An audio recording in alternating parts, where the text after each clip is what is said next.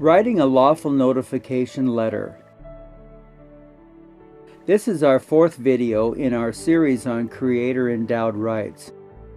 Writing a lawful notification letter is one way where we, as one of the people, can lawfully communicate with those elected oath-taker public servants, congressmen and senators, and serve notice of notification of our status as one of the people. It further serves to inform and educate those elected oath-taker public servants that we know and comprehend our rights, and that our oath-taker public servants have no authority to legislate away one of our rights or attempt to diminish a right of the people. If you are viewing this video and were not aware of our previous educational videos in this series, foundational information can be obtained in our three previous videos. Number 1, above the line, below the line.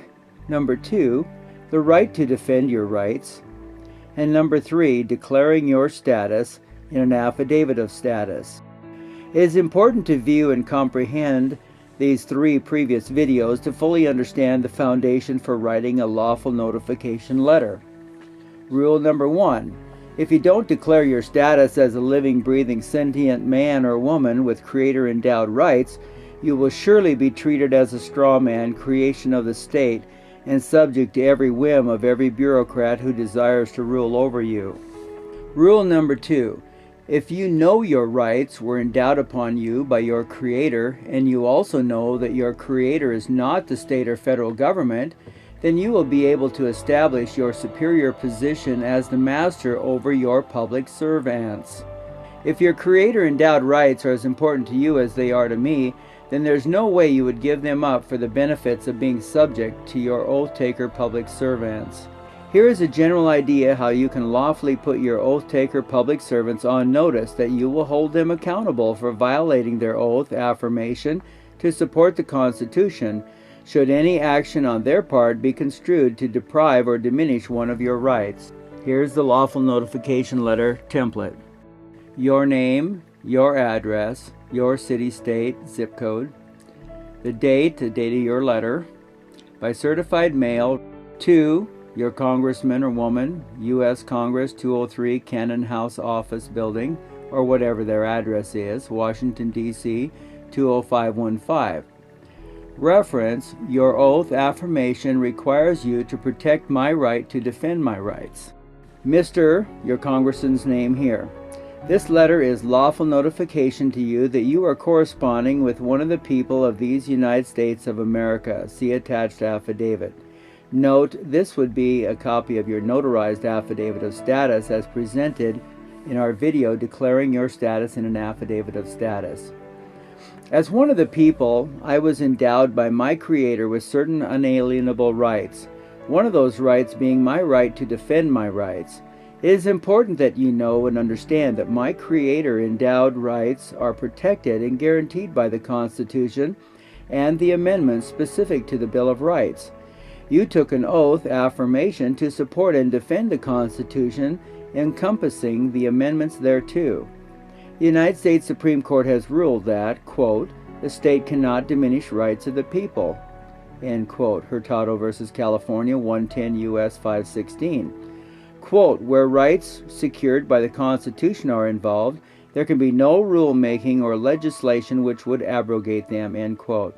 Miranda v. Arizona, 384 U.S. 436 at 491. Consider this your formal notification that all my rights must remain inviolate at all times.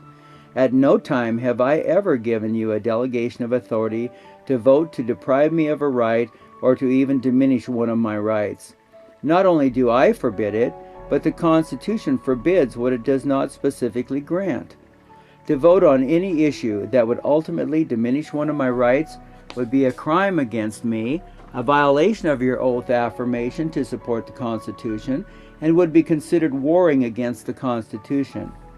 No state legislator or executive or judicial officer can war against the Constitution without violating his solemn oath to support it, end quote. Cooper v. Aaron, 358 U.S. 1 at page 18, 1958.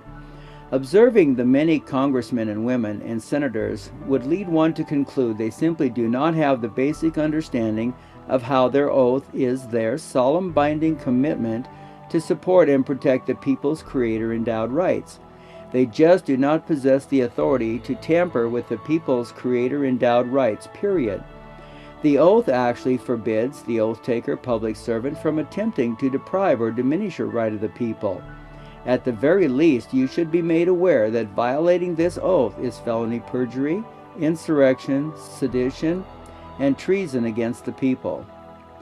I believe it is also important for you to know and understand that I do not have constitutional rights. If the state and federal constitutions and the respective bill, Declaration of Rights, were to vanish from the face of the earth tomorrow, I would still have all the rights I possess today. I can only be dispossessed of my rights if I am deprived of my ability to defend them. That deprivation alone would be actionable under federal statutes known as a Bivens action in 18 U.S.C. 241 and Section 242. It is not for any government or any oath-taker public servant to determine for me what is permissible for me to acquire and possess in order to defend my rights to life, liberty, and the pursuit of happiness. By this letter, notification is given that I will be monitoring, maintaining a record, and evaluating any and all communication and actions by all parties specific to this matter pursuant to my Creator-endowed rights secured and guaranteed by the Federal Constitution and amendments specific to the Bill of Rights.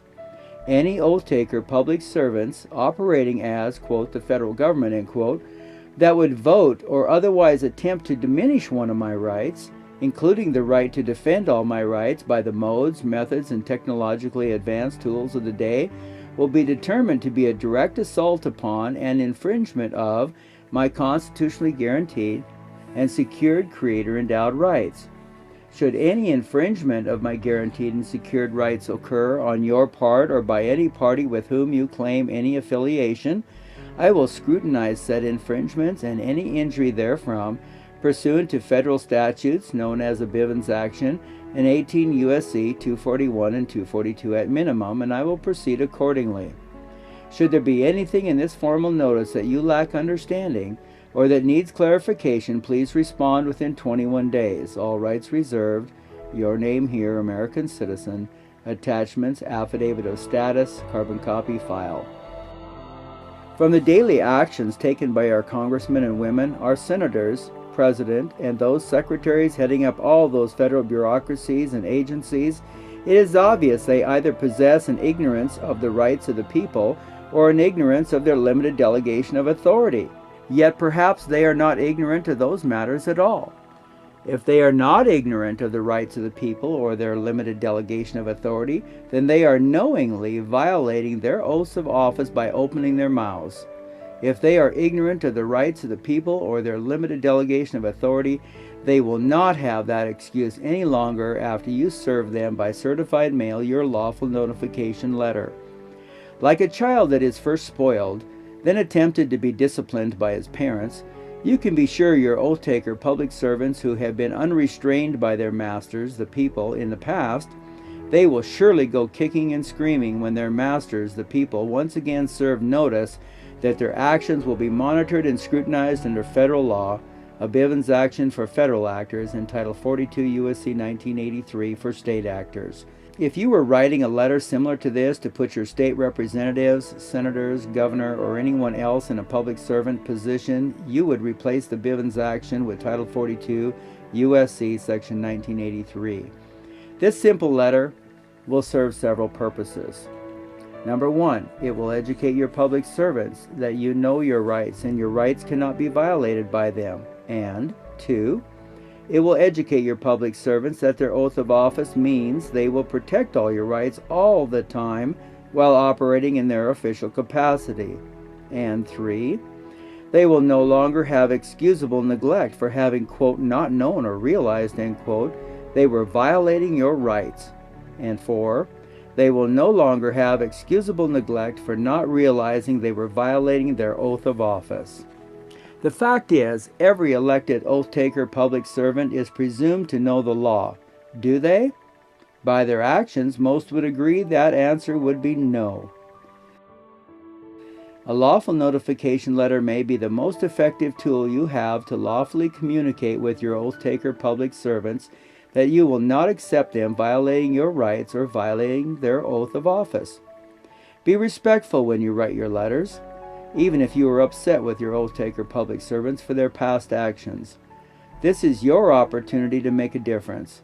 When the people stand up for their rights and hold their oath-taker public servants accountable for their actions, we can and will see a positive change in their attitude toward us. Viewing this video will only be a waste of time if you don't take the time to sit down and write some lawful notification letters. They are your servants. You can't complain about their work if you don't instruct them on what they are allowed by you to do for you.